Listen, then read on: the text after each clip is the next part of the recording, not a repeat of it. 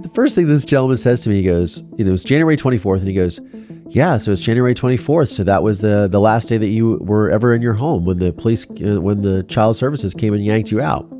That was our opening greeting. Oh, damn. It is. I did not realize that. And that kind of set the tone for probably the next 48 hours after that, because I think when you're talking about your trauma, and I'm sharing this story about my mother, about the murder, about everything I was going through as a child, I don't tend to think about like what those dates are. And I didn't really realize that as I'm telling the story, like this is playing back in real time 33 years ago to the day. Testimony continued today in the most notorious criminal trial in Richland County history. Dr. John Boyle is accused of killing his wife Noreen and burying her body in the basement of his new home in Erie, Pennsylvania. The 12-year-old son finally took the stand. As I heard a scream, I heard a thud. It was about this loud. We, the jury, find the defendant guilty. When I was 12 years old, my testimony sent my father to prison for murdering my mother. This podcast serves as a type of therapy and reconciliation for myself, and it is my hope that it helps anyone who has experienced deception, betrayal, and dark trauma. I'm Collier Landry, and this is Moving Past Murder. Hey movers, welcome back to another episode of Moving Past Murder. I'm your host, Collier Landry, and what's going on? Happy Friday, everybody. Wow, I gotta tell you something. I have quite the hangover. And no, it is not from drinking alcohol. That is something I have not done, I'm proud to say, in 2 years and 2 or 3 months. It is a trauma hangover. And that's what I want to talk about this week in this week's episode. Yeah, but first, I just want to say thank you to all you guys who have discovered me on YouTube. My YouTube channel is growing, so thank you guys very much. And I have a lot of fans that you guys have discovered me. I've been in some articles in Fox News, Yahoo News recently in the last week, and I've also been doing a lot of interviews, and that's what I'm going to talk about too. But I want to go to this week's listener question of the week. I haven't done these so far for 2023, but I need to get back in the habit because you guys reach out to me with your questions and your comments, and I do read them whenever I can, and I try to respond or at least like and give it a thumbs up and say thank you whenever I can. But this one comes from Barbara Centeni on YouTube, and she writes, Collier Landry, when your father talks about this, he refers to himself like he is an observer. This is an indicator that he is removing himself as the perp and viewing as a bystander. Some people categorize and departmentalize events so they don't mentally harm themselves with their own crime. You didn't catch it, but when asked about the jackhammer, he starts out, well, it was supposed to be used by my friend. So she is talking about the episode which I have entitled called Lies Caught on Tape. It's an uncovered radio interview with my father. So my father had done a series of interviews while he was in prison about 5 years after he murdered my mother. And they were full of conspiracy theories. Now, I have just, as you guys know who listen to this podcast and have listened to it for a while, a lot of this show is my take on my own experiences in true crime and others and interviewing people, but it's also about my process of healing and coming to grips with all of this, hence the name Moving Past Murder. And I have in the last year discovered a lot of things like these random tape recordings of interviews my father gave while he was in prison. And they were all around when he was trying to overturn his conviction. He was filing an appeal and some other motion, and he's always done that over the years and decades. But I have discovered a few more tapes, which I'm going to make into some episodes here very soon. Yeah, this one was a really interesting interview because it is chock full of just complete nonsense and garbage. Obviously, Barbara, as you astutely pointed out, yes, he does refer to these things as an observer. And absolutely, that is by far a manipulation tactic to manipulate the audience, to get people to sympathize with his position, or to just really elevate himself on a platform and to add what he thinks is credibility and validity to what he's saying.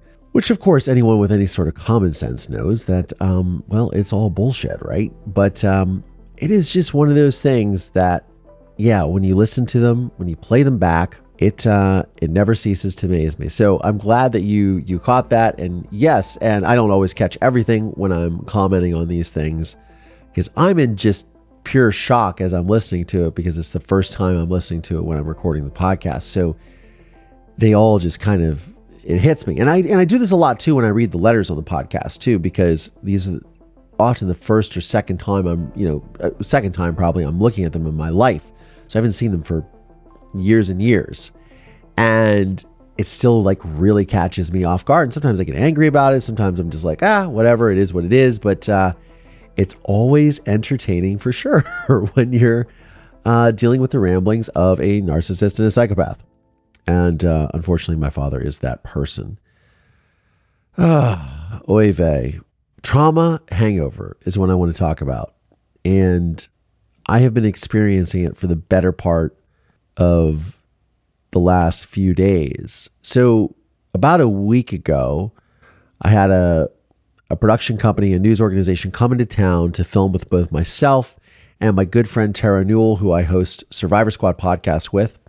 And we had planned around that a true crime survivors event, which took place a few days ago at one of our dear friends, Amy Chesler, whose mother was unfortunately murdered by her brother. It's a horrific story. She wrote a book about it, and she actually has a podcast coming out called What Came Next, which releases, I believe, on 3/3/23.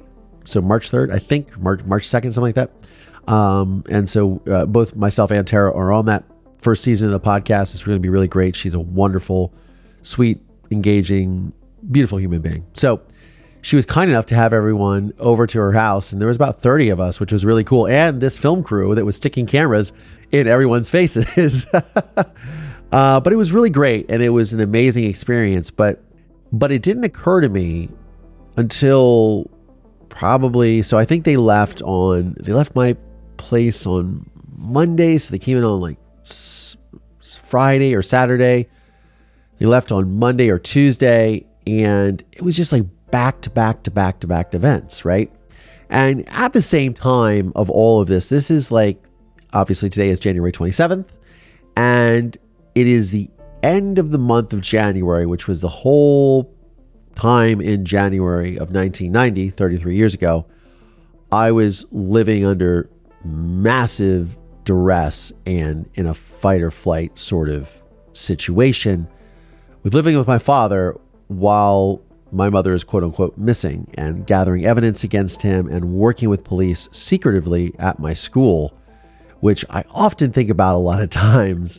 I wonder if it would happen or not in today's day and age.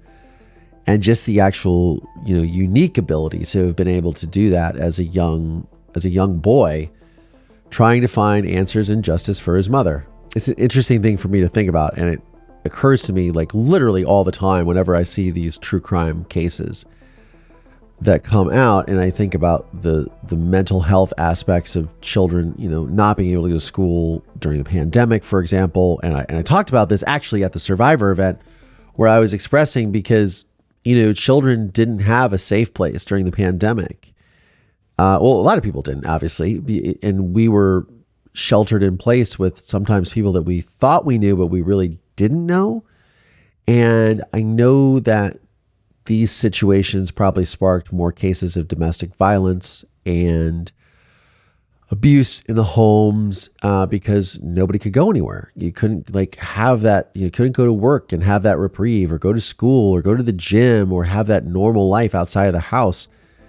And already being stuck with people who are not narcissists or abusers or anything, just like you're in a house with somebody, you're stuck, you can't go anywhere, you get on each other's nerves. But multiply that times 100 or 1,000 when you're in a home where you can't get any solace from daily, physical, mental, verbal abuse. It's a lot to think about. It's pretty heavy. So even at this event, we were talking about that, and they were like, well, thank you for bringing that up. And I thought, well, yeah, I think about it all the time, because all of that centered my whole being able to talk to police centered around my ability to go to school and be away from my father and my grandmother and be in what I considered a safe place to talk to the police. And I can't imagine if I didn't have that, because I think the outcome would have been very, very different. So, hey, I'm very fortunate in a lot of ways with that. At this time, so we're in the end of January, and the last day that I was at my house was, well, let me go back to this for a second. So this film crew leaves, and I have just stacks of interviews on other podcasts and with a few journalists. And it is just like, I looked at my schedule, and I pull it up on Tuesday, and I go, oh my God, like my day is packed with doing all these things. And there was like a Twitter Spaces thing I was doing, and then there was some other live. I have my Instagram lives that I do every Tuesday, 11 a.m. Pacific, 2 p.m. Eastern time. And I thought, God, my schedule is really demanding, and I haven't given myself a break at all. And I do this podcast. I talk to a lot of people about my story, but I didn't realize what kind of hold it was having on me. So I go to do this interview, and if this gentleman is listening, it is nothing against you, and it's absolutely fine with what happened, but it was just really put something in perspective. So the first thing this guy says to me when I get online to record, and leading up to it, I couldn't get a hold, like via email, like it was very slow response. And I'm just thinking to myself, like, can people just give out their phone numbers so I can contact them and just say, hey man, what's going on? Because I always give people my phone number. You sign up to interview me, I give you my phone number so you can just reach out to me. We don't have to deal with emails and waiting back and forth. So there's a lot of time that was passing, and it's giving me anxiety because I'm like, I don't have where am I logging into? When are we meeting? And I, of course, want to show up on time and do a great job. But the first thing this gentleman says to me, he goes, it's January 24th. And he goes, yeah, so it's January 24th. So that was the last day that you were ever in your home when the police, when the child services came and yanked you out. That was our opening greeting. Oh, damn. It is. I did not realize that. And that kind of set the tone for probably the next 48 hours after that, because I think when you're talking about your trauma, and I'm sharing this story about my mother, about the murder, about everything I was going through as a child, I don't tend to think about like what those dates are. And I didn't really realize that as I'm telling the story, like this is playing back in real time 33 years ago to the day when I'm literally yanked out of the house by Child Protective Services because my father said he's going to take me to Florida on a little father and son, quote, air quotes for those of you listening and not watching, a father and son vacation to Florida. And I had told Detective Messmore at the time, I said, I'm not coming back from Florida, because I think my father was beginning to catch on that I was working with police, because somehow police were keep coming to the house and knowing more and more facts. So I think that, the cat was out of the bag at that point, but it was really bizarre talking to him on that anniversary date. And that was the first thing this guy pointed out to me. And nothing against him. It's totally fine. It's complete human nature to even talk about that. You're interviewing me about my story.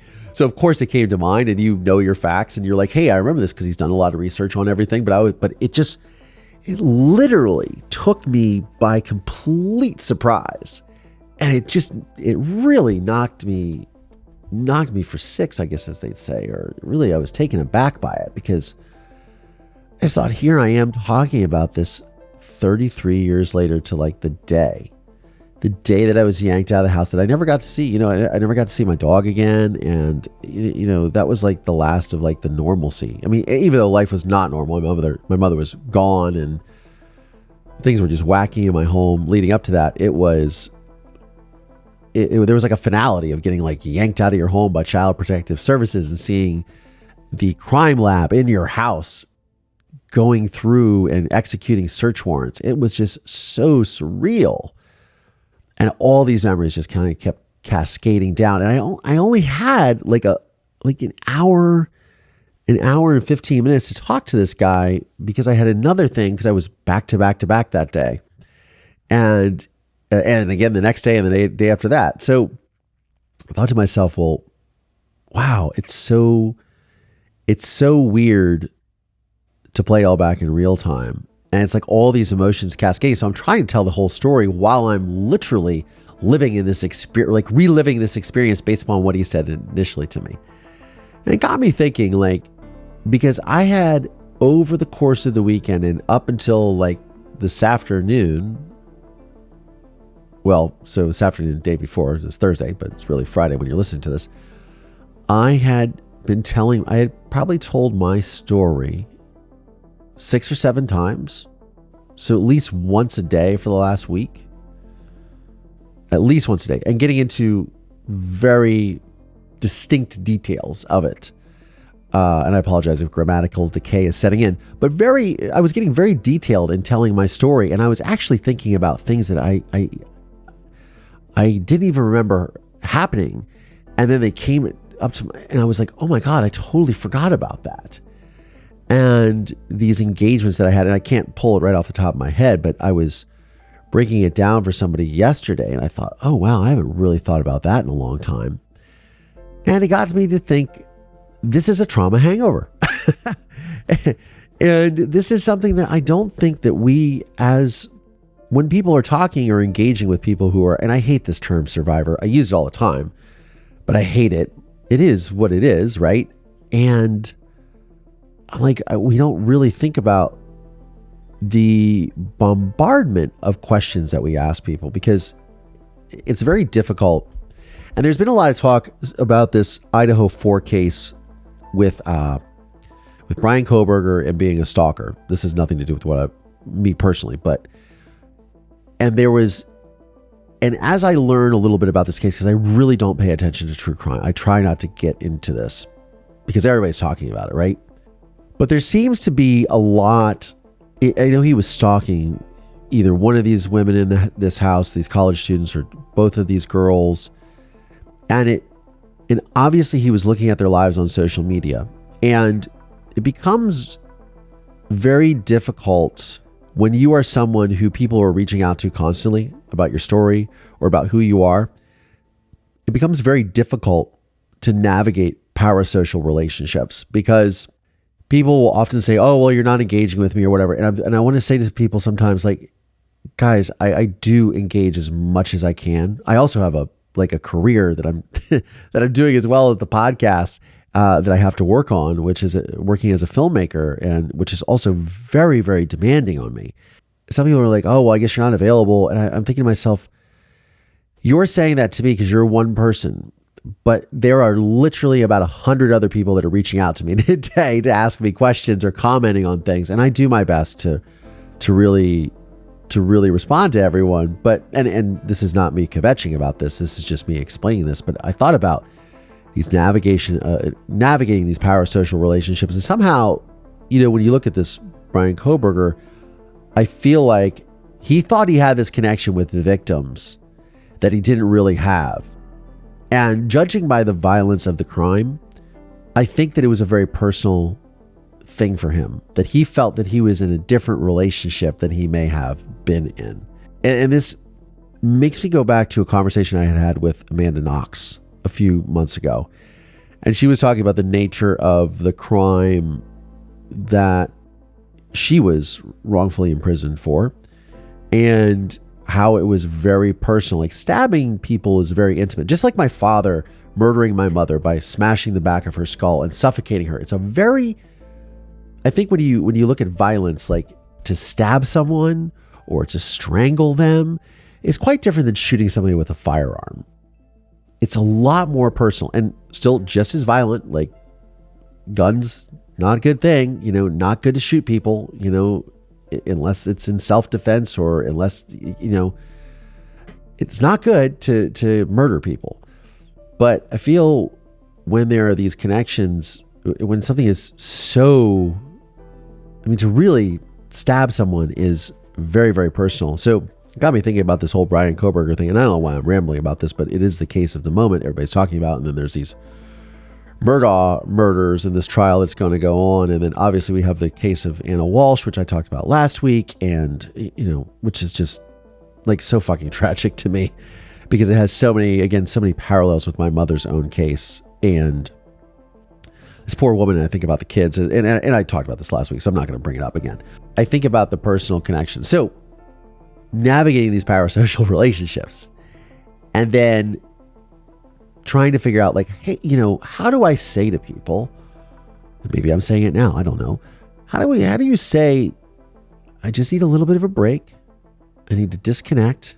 Because I had a survivor friend who, she kind of snapped at me for a second, but then she was like, I've just been under a lot of like stress and people coming at me, asking me all these questions. And I was like, hey, look, I totally get it, man. I totally get it. But I think that sometimes we have to allow ourselves a lot of grace, and we have to ask that from people who are asking us questions all the time. And we also have to give that same grace to them because I don't think people really understand what it's like to continually tell your story over and over again.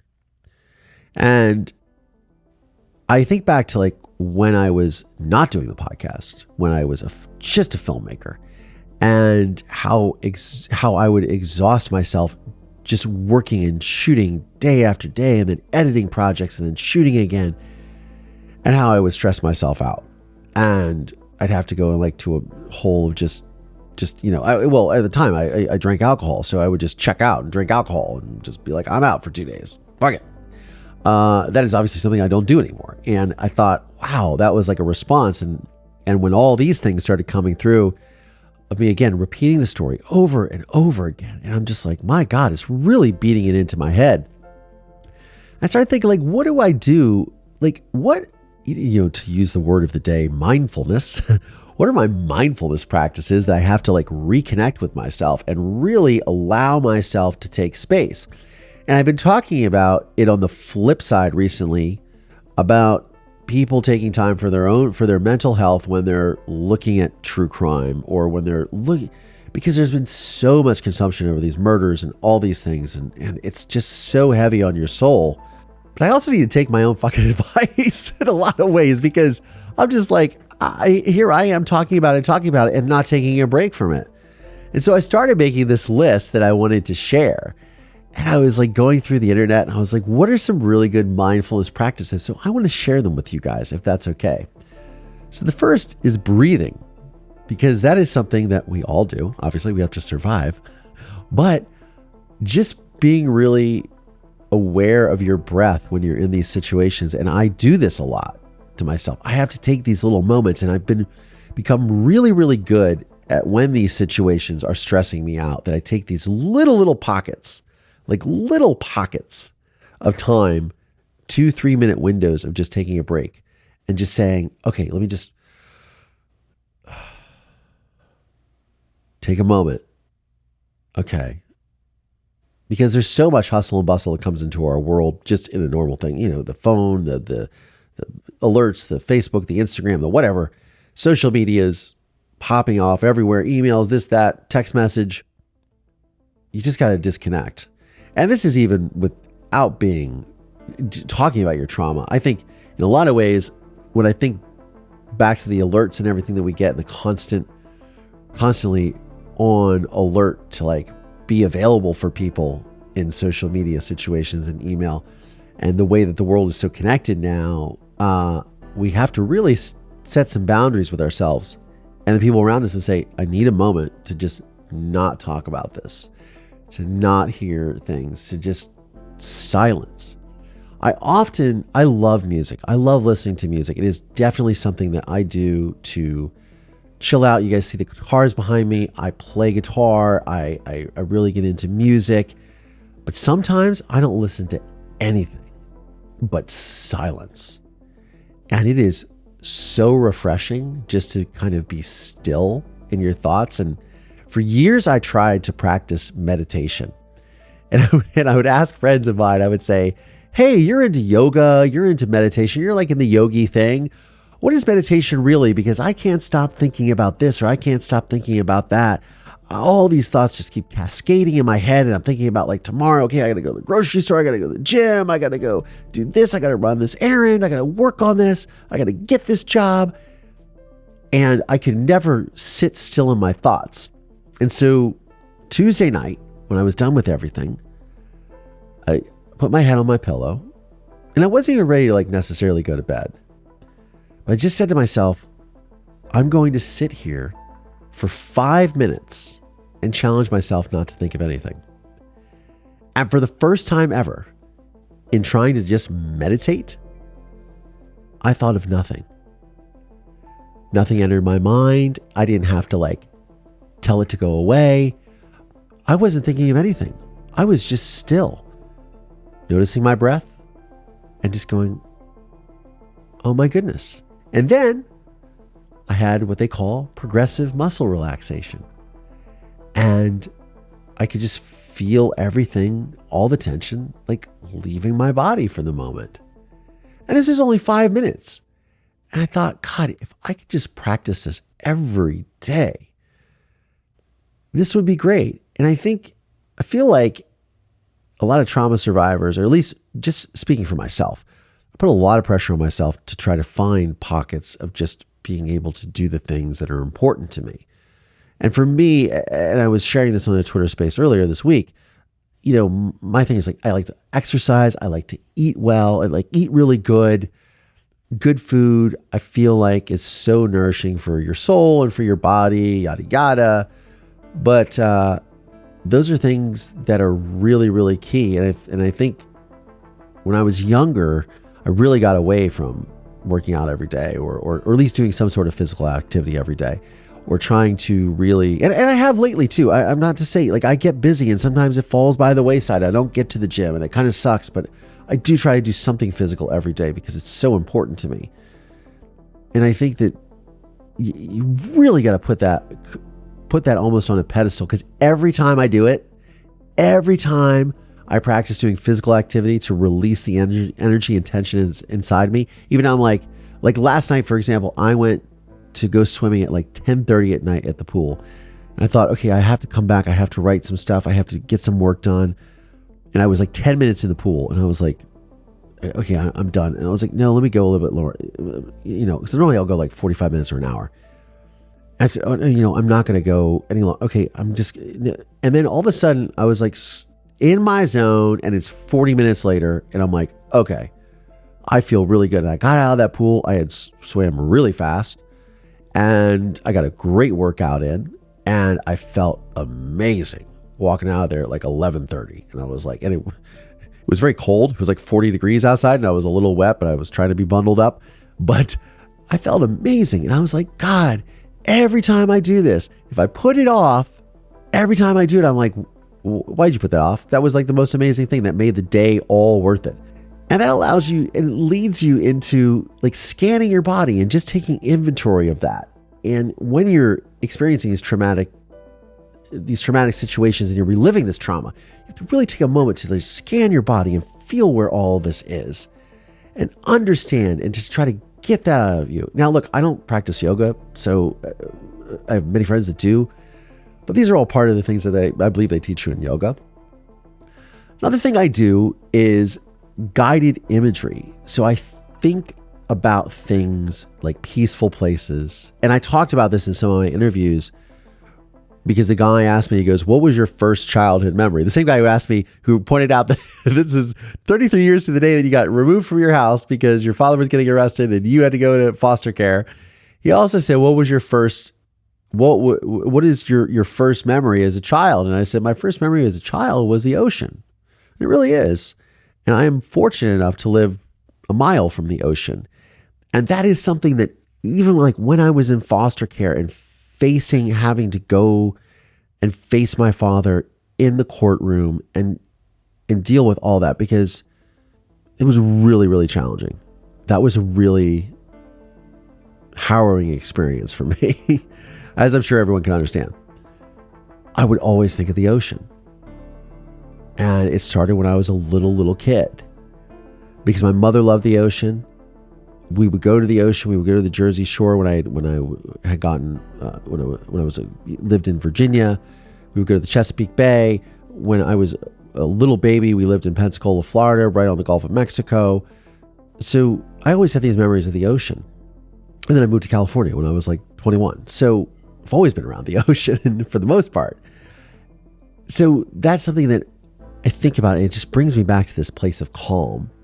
Walking and journaling, not walking while journaling, or journaling while walking rather. Yeah, there we go. Walking every day is always something that's really good for me. Even if I can't get that exercise, because I get to get out there and do this physical activity. And so many people fight me on this. They're like, well, I don't have time to I don't know. You do have time to just take a moment and walk, enjoy your life. Journaling has also been something, and I'm going to start reading my journal, because I just found my journal that I had started in 2010. And journaling is probably one of those really key things, because you can say whatever you want in your journal. And I think that, it took me a long time with journaling to, I don't know, I had to pass over the judgmental phase. I think I'm really hard, because I'm a creative, so I'm really hard on myself when I'm journaling, and I'm like, this just sounds stupid. If anybody reads this, and I'm thinking to myself, well, then of course, nobody's going to read this except for me. But then I'm like, oh no, I'm going to sound stupid. Just do it. That's all I got to do. Just do it. It's just funny. And all these things, they're just good practices to get in. And I have to remind myself of this a lot, which is why I'm having this conversation with you guys. And I'm just sort of riffing this one, because after a week of just being completely stuck in a complete trauma hangover, your body just is exhausted. You're just overwhelmed all the time, and you really don't realize it. And it gets me thinking, how many people in the world constantly or consistently live like this? And I think a lot of us do, and we don't realize it. And you just got to take the time. Obviously for me too, like I said, music, art, what I do for a living is artistic, so there is that, but I have to also disconnect and do different artistic practices that I'm not really into. I draw. And I did that as a little kid. I draw. I take away from doing things on the computer, and I create outside of that. I write, as I said, in a journal. I write on this tablet that doesn't have an internet on it. It doesn't have it. I was telling somebody today, they were talking about word processors, and I said, oh, word processors are back. I saw this thing on Instagram where there's little typewriters you can buy that are word processors. And then she said, well, what's the point of that? I said, the point of that is it doesn't connect to the internet. So there's no distraction. So if you're a writer and you want to write and you want to type something, the good old word processor is the way to go, because you're free of distraction, or the typewriter or whatever. And she just thought that was really funny. And I was like, no, but seriously, you don't want to get the distractions. And just really, being in whatever artistic practice that is. And again, you have to take away from that sort of element of judgment of yourself and go, oh, this isn't any good. Oh, this is stupid. Oh, this is this and that and the other. And I don't know. I became so keenly aware of all of this week, because I literally just wanted to crash like a sack of old potatoes and just be like, oh my goodness, I'm just done. And I don't know. Those are my tips that I wanted to share as someone who has just literally been re-experiencing his trauma every single day for the last week and doing it on camera and doing it in such a variety of things that sometimes you just got to remind yourself it's okay to disconnect, take a moment for yourself, and just breathe. On that note, I'm Collier Landry, and this is Moving Past Murder. Thanks, y'all.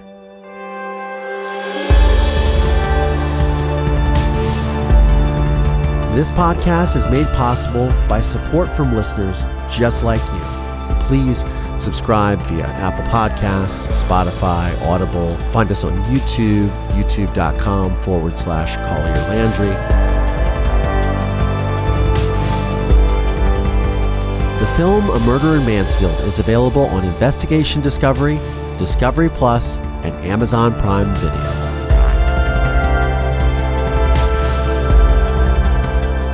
This podcast is a production of Don't Touch My Radio.